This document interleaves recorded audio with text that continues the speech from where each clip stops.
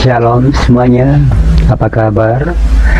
Jumpa lagi bersama saya Romeo Dirk Junior di channel yang spesial menyajikan video-video apologet Kristen dan video-video kesaksian Kristen yang berasal dari sumber-sumber data yang terpercaya dan valid. Video ini bertujuan hanya ingin mengedukasi penonton tentang apa yang dibahas sesuai judul video. Shalom Bapak Ibu semua.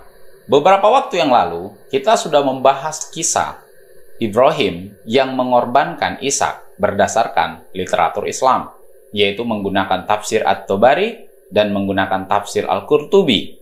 Nah, selanjutnya muncul sebuah pertanyaan kepada saya dari kalangan Kristen maupun Islam berkaitan dengan kitab Kejadian pasal 22 yang menuliskan kata anak tunggal di dalam ayat itu. Nah, melalui video ini kita akan belajar apa sebenarnya arti anak tunggal yang dimaksud. Mungkin berkata bahwa ayat ini kurang tepat karena Abraham sebelumnya sudah memiliki seorang anak yang bernama Ismail yang dilahirkan baginya melalui Hagar. Oke, saya ucapkan selamat menonton. Semoga melalui video ini Anda mendapatkan sesuatu yang bermanfaat untuk menambah pengetahuan tentang banyak hal yang selama ini Anda belum ketahui. Terima kasih sudah mampir di channel saya. Kiranya Anda bahagia selalu bersama semua yang dicintai. God bless you. Bye. 3 kepercayaan yang meyakini kisah ini adalah Yahudi, Kristen, dan Islam. Yahudi sendiri mengakui bahwa yang akan dikorbankan oleh Abraham adalah Ishak. Kristen juga mengakui hal yang sama, bahwa yang akan dikorbankan adalah Ishak. Namun, saudara-saudara kita yang dari Islam terbagi menjadi 2. Yang klasik mengatakan bahwa yang akan dikorbankan adalah Ishak. Namun, para ulama dan para akademisi Islam zaman sekarang mengatakan bahwa yang dikorbankan itu adalah Ismail.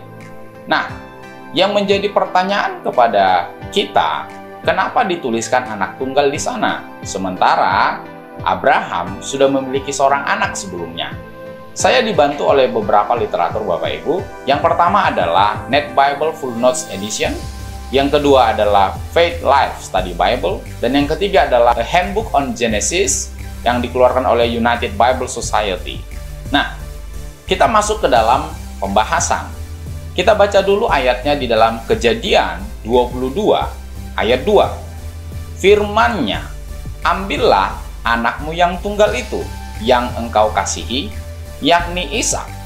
Pergilah ke tanah Moria dan persembahkanlah dia di sana sebagai korban bakaran pada salah satu gunung yang akan kukatakan kepadamu. Nah, di sini saudara-saudara kita yang dari Islam maupun mungkin dari Bapak Ibu semua yang berlatar belakang Kristen menggarisbawahi kata anak tunggal. Nah, dari teman-teman kita, saudara-saudara kita yang dari Islam mengatakan bahwa ini pasti Ismail. Karena menurut Islam modern, Ishak belum lahir pada saat ada kisah pengorbanan yang dilakukan oleh Ibrahim. Karena acuan mereka adalah Quran. Bagi saya pribadi, sebelum kita membahas lebih lanjut, sebenarnya simpel. Simpelnya bagaimana Bapak Ibu? Nama Ishak sudah dituliskan di dalam teks. Jadi tidak perlu ada penjabaran manapun. Karena di dalam Kejadian 22 ayat 2 jelas dikatakan itu adalah Ishak. Tidak pakai literatur tambahan, tidak pakai tafsir tambahan, karena jelas di dalam teksnya dikatakan Ishak. Nah, dalam Alkitab bahasa Arab, kata Ishak juga muncul Bapak Ibu. Faqala kudibnaka wahid alladhi tuhibbuhu Ishak. Kata Ishak muncul di situ. Ini berbeda dari yang sudah kita bahas sebelumnya. Kalau kita baca di dalam Quran surah 37 103, watalahu lil jabini, dia membaringkan dia. Dia yang pertama adalah Ibrahim, dia yang kedua adalah anaknya. Nah, siapa nama anaknya? Kita sudah bahas dalam video sebelumnya. Anak yang dimaksud berdasarkan tafsir At-Tabari dan Al-Qurtubi bahwa dia adalah Ishak. Puji Tuhan Bapak Ibu, Alkitab tidak memerlukan tafsir untuk menentukan siapa nama anak yang dikorbankan. karena secara eksplisit nama Ishak dituliskan di sana. Baik dalam Alkitab bahasa Arab, Ishak ada muncul di sana. Baik dalam terjemahan Septuagint, Ishak ada di sana. Apalagi di dalam teks Ibraninya, Ishak ada di sana. Meskipun begitu, saudara-saudara kita yang dari Islam masih tetap juga mengakui bahwa yang dikorbankan adalah Ismail. Kalau kita baca sebelumnya, mundur satu pasal, di Kejadian pasal 21, dijelaskan bahwa Ishak sudah lahir dan dia bermain-main dengan Ismail. Itu artinya, tanggapan dari saudara-saudara kita yang dari Islam yang mengatakan bahwa kisah pengorbanan oleh Ibrahim, Ishak belum lahir, itu tidak punya dasar. Karena acuan mereka adalah Quran. Orang Kristen dan Yahudi tentu acuannya adalah Torah. Dijelaskan di sana bahwa yang akan dikorbankan adalah Ishak. Ishak posisinya sudah lahir di situ. Kalau kita baca berdasarkan kronologi sampai pasal 22, Bapak Ibu bisa perhatikan dari gambar ini,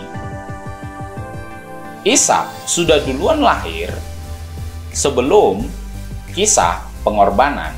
Kalau Bapak Ibu perhatikan di sini, Ishak lahir, Ishak bermain-main dengan Ismail, Abraham mengusir Hagar dan Ismail, dan kemudian di tanda merah yang terakhir yang paling kanan, disitulah kisah pengorbanan terjadi, Bapak Ibu. Jadi sudah jelas bahwa kronologis yang disampaikan oleh saudara-saudara kita yang dari Islam bertentangan dengan kronologis yang ini, bahwasanya Abraham sudah duluan mengusir Hagar dan Ismail sebelum mengorbankan Ishak, dan Ishak sudah lahir duluan sebelum Abraham mengusir Hagar dan Ismail.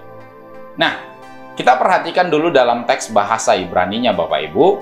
Vayomer kahna et binka et yehika asher ahabta et Ishak. Perhatikan kata yehid. Di sini berdasarkan literatur yang saya sudah tunjukkan tadi, Bapak Ibu, your only child, the Hebrew text here referring to value, not number. Jadi kata anak tunggal di situ itu berkaitan, berhubungan bukan pada urutan, tetapi berhubungan pada value.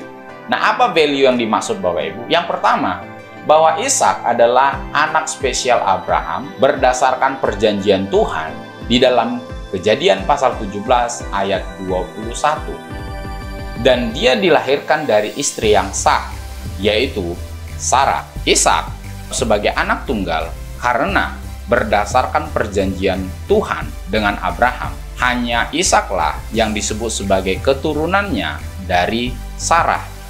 Satu-satunya anak yang dilahirkan oleh Sarah bagi Abraham adalah Ishak.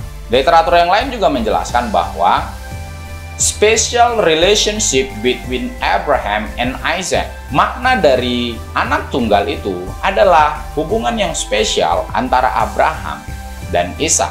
Dan juga dijelaskan di sana, Ismail, of course, is also Abraham's son. But Isaac is the heir of the promise made to Abraham. Bahwa Ismail tentu saja adalah anak Abraham.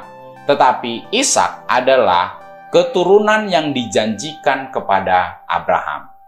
Now that Ismail has been sent away, Isaac is the only son. Karena Ismail sudah diusir sebelumnya, maka Ishaklah menjadi anak satu-satunya yang ada di rumah Abraham. Nah, hubungan spesial ini digambarkan di dalam teks Yunani. Mari kita sama-sama perhatikan teks Yunani Septuagint yang ada pada layar ini, Bapak Ibu. Keipen labeton uyon suton agapeton. Bahwa Ishak memiliki value yang lebih bila dibandingkan dengan yang lain. Kata agapeton memiliki kata dasar agapetos. Dan bentuk morfologisnya adalah singular dan maskulin. Nah, arti agapetos adalah not only great love, but also unique. Artinya, bukan hanya dikasihi dengan sangat luar biasa, tetapi juga kasihnya kepada orang itu sangat unik. Ini adalah urutan kelas kasih nomor 1, Bapak Ibu. Saudara-saudara saya yang dari Kristen pasti biasa dan sudah pernah mendengar kata agapao atau agape. itu adalah kasih yang paling tinggi, menunjukkan bahwa hubungan yang sangat dekat sekali, mengasihi bahkan tanpa syarat. Jadi kalau kita terjemahkan, kata agapeton ini Bapak Ibu adalah satu-satunya yang paling dikasihi, yang paling dicintai oleh Abraham. Value bahwa Ishak adalah anak yang paling dikasihi oleh Abraham. Jadi Bapak Ibu kita sudah paham apa arti anak tunggal yang dimaksud dalam Kejadian 22 ayat 2. Yang pertama, bahwa Ishak dikatakan anak tunggal karena Ishak memiliki value yang lebih bila dibandingkan dengan Ismail. Hanya Ishaklah anak yang dijanjikan oleh Tuhan kepada Abraham melalui Sarah. Dan Sarah hanya melahirkan satu anak bagi Abraham, anak tunggal, yaitu Ishak. Selanjutnya, karena mengingat Ismail sudah diusir oleh Abraham, satu-satunya anak kandung Abraham yang tinggal bersama dengan Abraham saat itu hanyalah Ishak. Itu saja yang bisa saya sampaikan Bapak Ibu. Semoga ini menjadi berkat. Tunggu video selanjutnya. Tuhan Yesus memberkati.